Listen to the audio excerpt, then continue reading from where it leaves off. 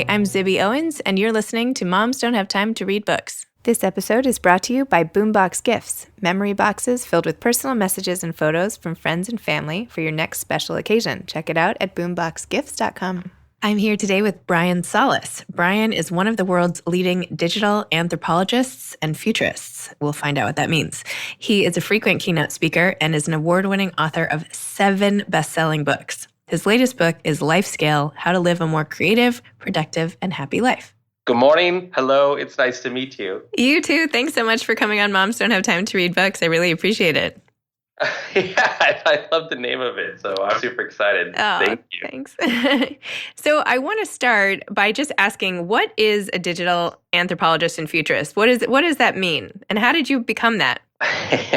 I went to college for it, of course. No, not at all. The digital anthropology part of it was something that at the time was something that I pretty much created out of necessity. I was a digital analyst, but also a technology advisor. So what that means is I was studying in the 90s how all of this emergent technology, Web 1.0, digital cameras, online photo sharing, some very, very big dramatic shifts in technology, how that was affecting markets. And, so to give you a quick example, when I was advising the first online photo sharing network, the consumer sentiment at the time was, there's no way I'm putting all my personal pictures on the internet.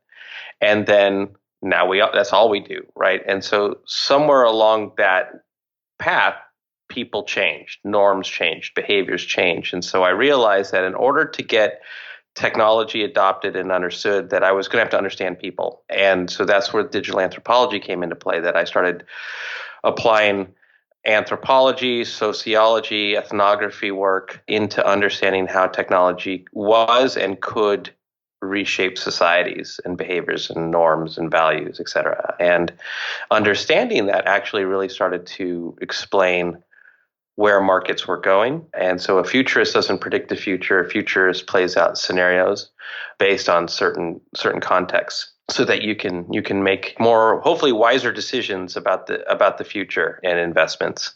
Well, that's super cool. I wish I had known that was a career option for me when I was starting out.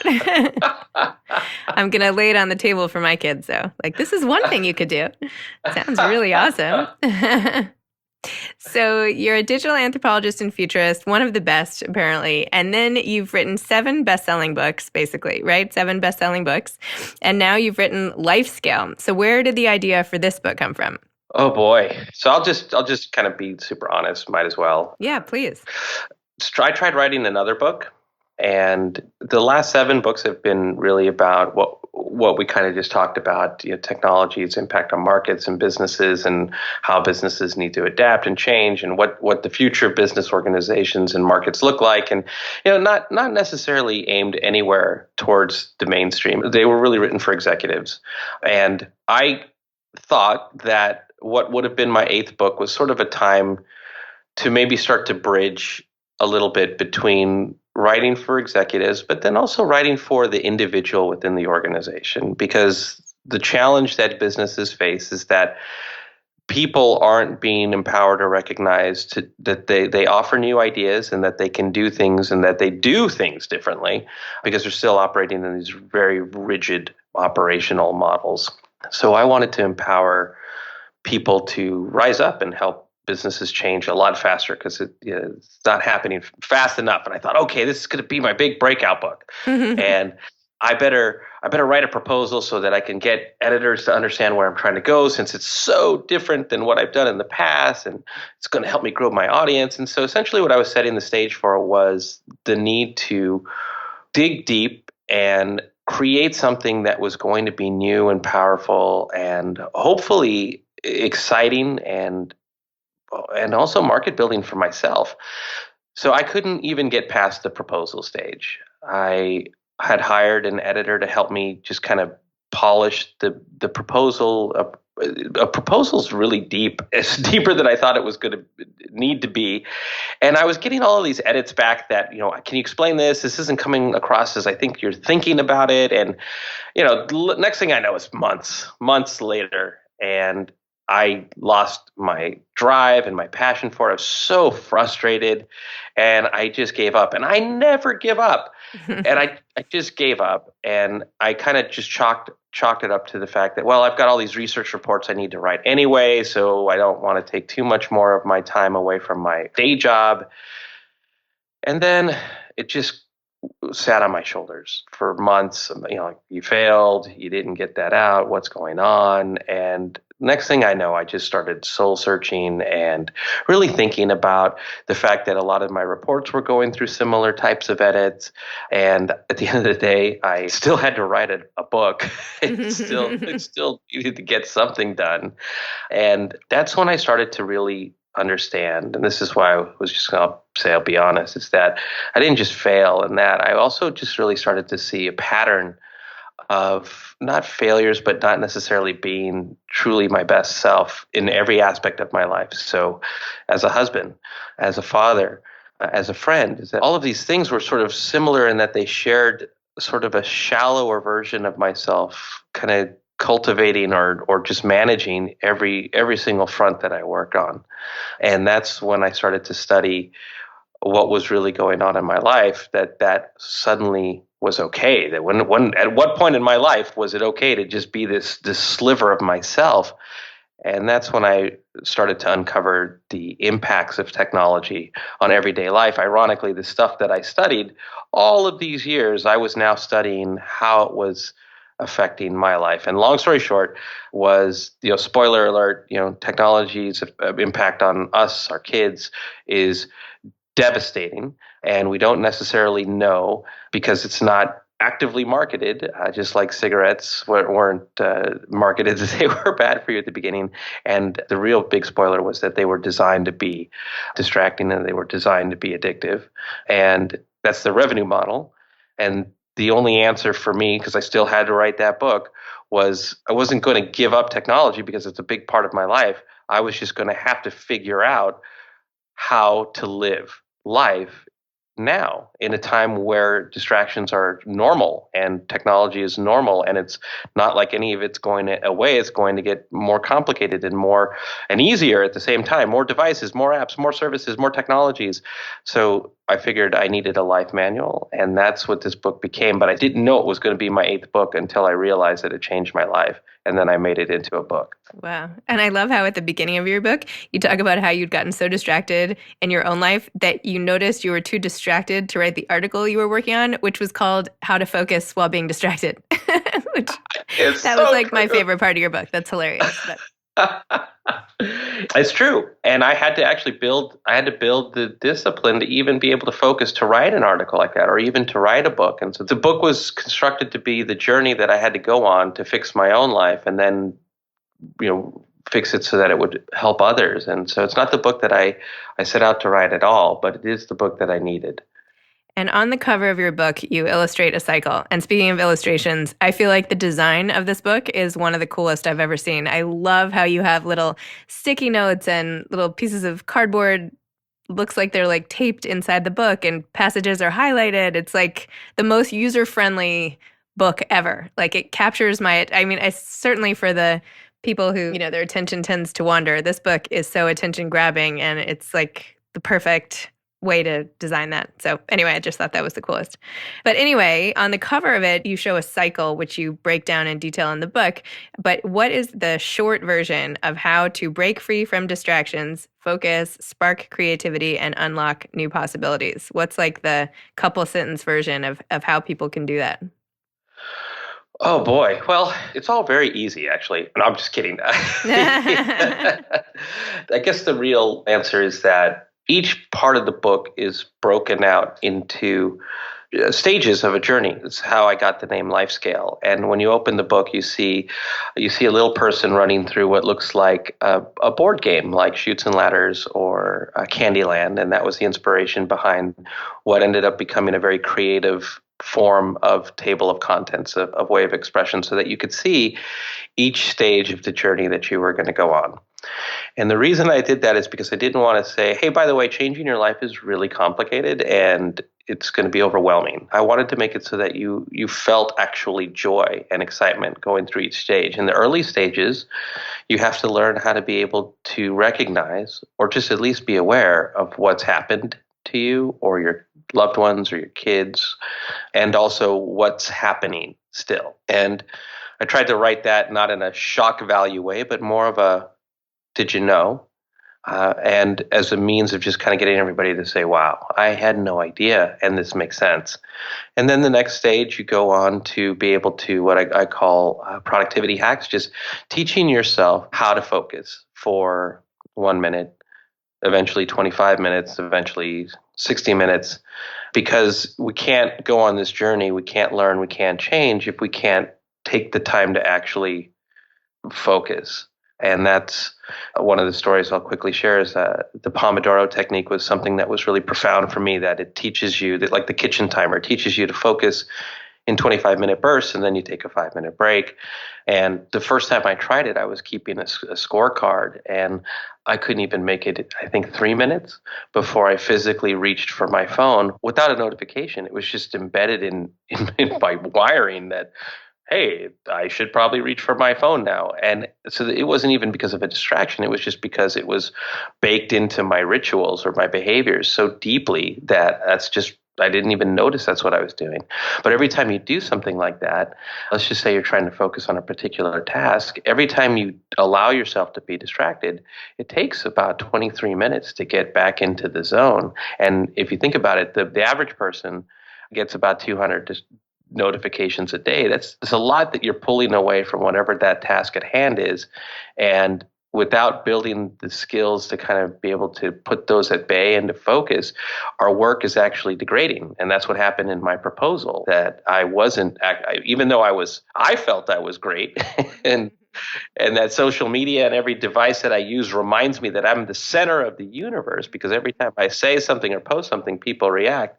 My work wasn't reflecting the idea of greatness that I had of me and what I do. And so then as you get further and further into the book, essentially you're building on those skills that you got in the previous pages, and it runs you through exercises that what I realized, and without giving it all away, our parents had this definition of success and happiness that was passed down to them from their parents and passed down to them from their parents and so on. And you bring in whatever your belief systems are, and you kind of forge this level of tradition that has been shared pretty much for centuries. And I think what happened with technology over the last 20 years, and specifically since the iPhone in particular, that's been, I think, in my work, one of the single greatest disruptions in history, is that it changed the entire dynamic for information and connections.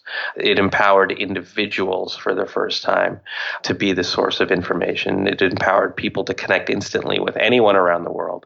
And suddenly, it was not only intoxicating and seductive, but it was empowering in that you had the same type of reach and ability and also emotions and thoughts that a celebrity might actually be going through. No one teaches you how to be a celebrity.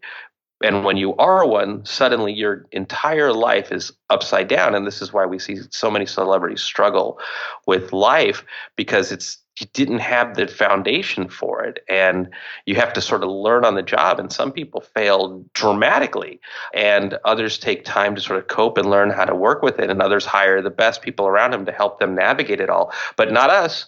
Our parents weren't there to help us because they didn't know this, or our teachers or our mentors or whoever in our life, because they were going through it in their own separate way as well. And like me, it was normal. How do you sell a book to people about managing and conquering their distractions if no one knows that they're distracted? And last but not least, the later stages of the book are all actually very human. It's about resetting the definition of happiness. It's actually about resetting the definition of success for a modern era. Now that everybody has these tools, and now that everybody's believing these things and changing their beliefs and believing that they're popular or engaged, but also that we're all in one way, shape, or form distracted and or addicted, that we needed a new operating manual for life. And that's what I set out to create. And that's the journey that we all sort of go on, a much more human journey. So how do you define success for yourself? I went through, yeah, it was a hard question to answer because I found myself applying my parents' definition of success, so university, great job, marriage, house, assets, a lot of assets. The way that we were sold stuff is sort of becoming milestones for who we are and how we're defined and how we're perceived. That was sort of my common definition of success. And then I realized that actually success and happiness and even creativity is why one of the reasons why creativity is a pillar of this book. We're actually more intertwined. That success and happiness were linked, and that happiness wasn't tied to when I have this or when I do this or when this happens, then I'll be happy, which is what I call it the happiness trap that a lot of us kind of get caught up in.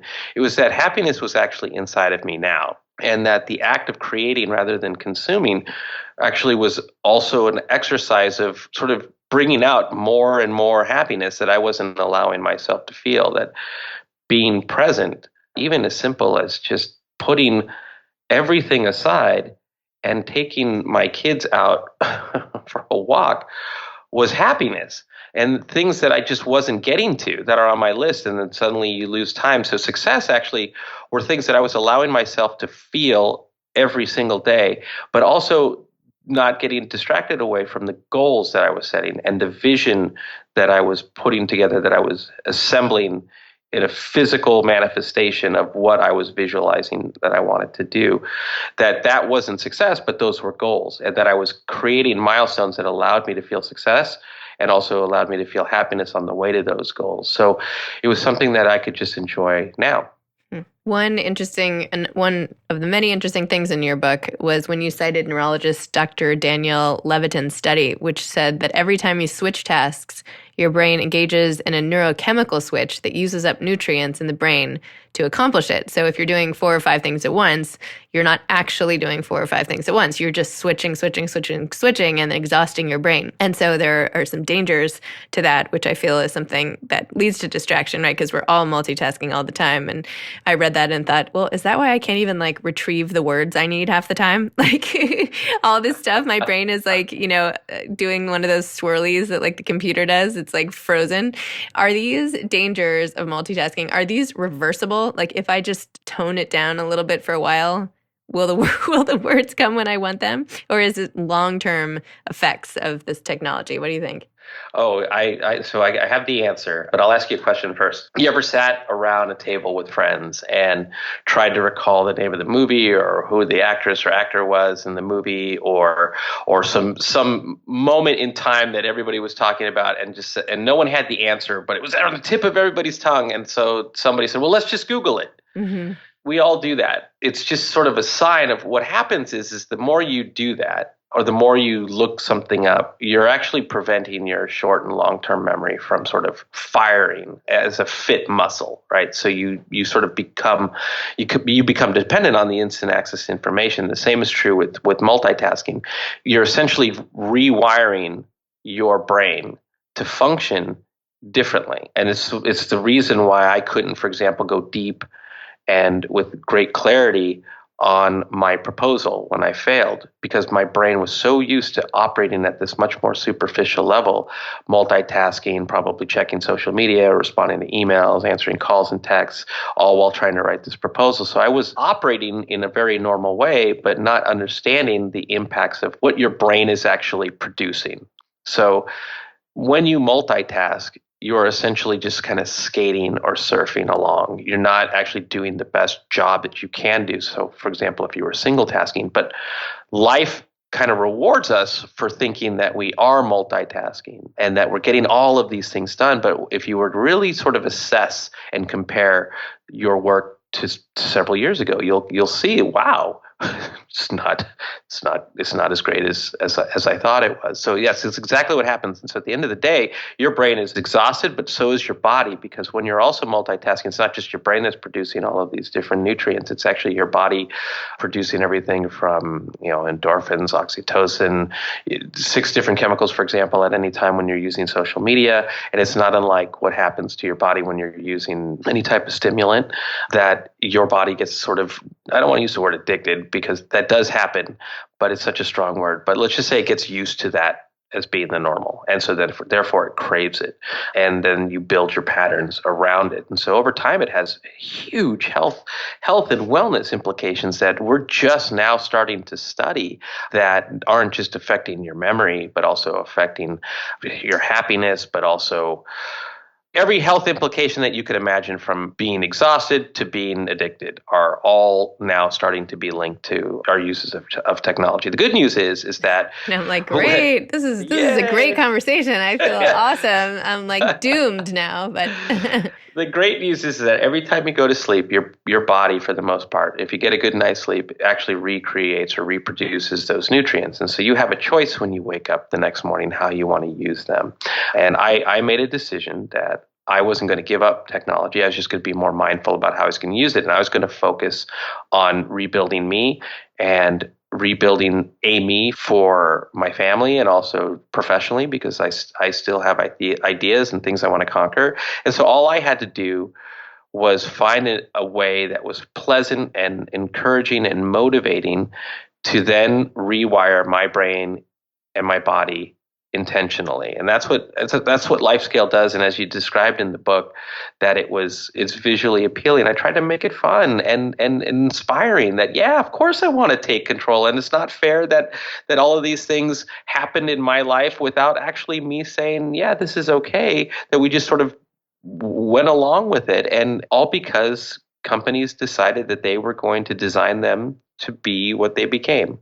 So if busy moms were to take one action item away from this talk with you that they could implement into their busy lives, aside from reading your book, which is the obvious one thing that they should do, what's the most important thing? Is it time away from the phone? Is it focus on one thing? What's like the most important? I think the most important is to put the phone down and take the iPad away from the kids for a minute and just allow yourself to, even if it's just a simple 30 minutes of research, just look at the work of Tristan Harris. He has a site that it's almost like a magician's secrets revealed, and he explains what we're doing every time we're looking at the phone. He explains from his perspective what they did and why. And so that we can at least maybe shock ourselves to say, that's what happens every single time I look at my phone, and that's what happens every single time I put an iPad in my kids' hands. And if as a human being, you can't help but feel compelled to want to learn more and learn how to be better as an individual and as a parent. That's where I started.